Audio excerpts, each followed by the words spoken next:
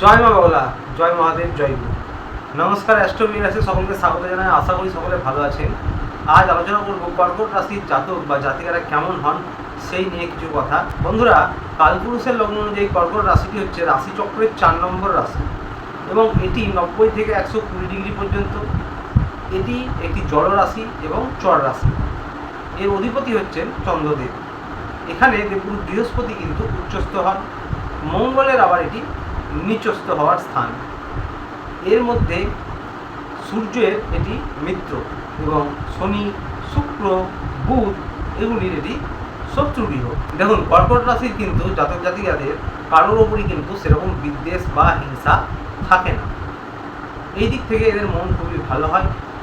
এরা সহজেই কারোর মনের অবস্থা বুঝতে পারে এবং চন্দ্র যেহেতু কর্কট রাশির অধিপতি, চন্দ্র মনকে নিয়ন্ত্রণ করে, তো সুতরাং এরা কিন্তু খুব আবেগপ্রবণ হয়ে থাকেন, আবেগী কল্পনাপ্রবণও হয়ে থাকেন।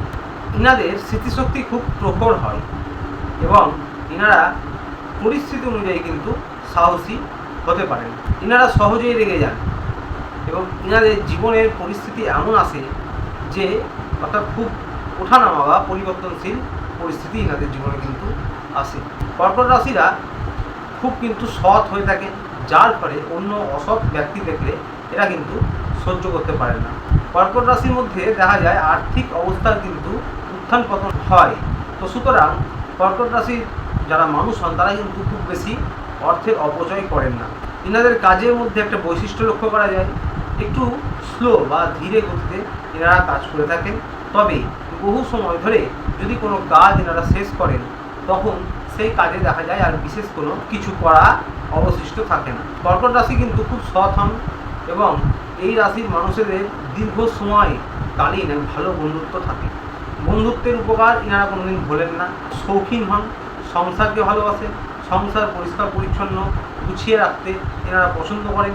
এনারা পৈতৃক সম্পত্তি উত্তরাধিকারী সূত্রে সম্পত্তি পেতে পারেন, তবে সেক্ষেত্রে কিন্তু দেরি হতে পারে বা দেরি হয়ে থাকে।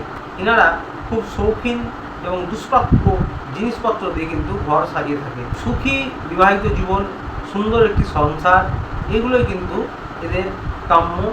এরা প্রকৃতিপ্রেমী হয়ে থাকেন এবং আবেগ এবং কল্পনা বেশি থাকার দরুন প্রিয়তমের জন্য এরা কিন্তু সব সুখ স্বাচ্ছন্দ্য বিসর্জন দিতে প্রস্তুত থাকেন। তবে লোক দেখানো কিন্তু কিছু এনারা করেন না। সৎ হন, নিজের বড়াই কখনোই নিজেরা করেন না। তো সুতরাং বুঝতে পারছেন যে কর্কট রাশির মধ্যে কিন্তু এইসব পজিটিভিটিতে ভরা রয়েছে। কর্কট রাশি একটি খুব সুন্দর চরিত্র মানুষেরা, প্রয়োজন হলে এরা সাহসিকতাও দেখাতে পারেন। তবে কিছু কিছু জিনিস কিন্তু আপনাদের খেয়াল রাখতে হবে।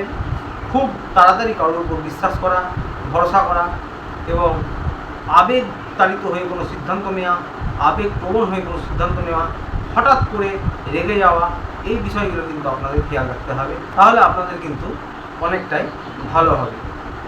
তো আজ কর্কট রাশি নিয়ে কিছু কথা আলোচনা ছিল। আসছিল এই পর্যন্ত। ভিডিওটি ভালো লাগলে চ্যানেলটিকে অবশ্যই লাইক, সাবস্ক্রাইব করে পাশে থাকবেন। দেখা হচ্ছে আবার পরের ভিডিওতে। ততদিনে ভালো থাকবেন, সুস্থ থাকবেন। নমস্কার।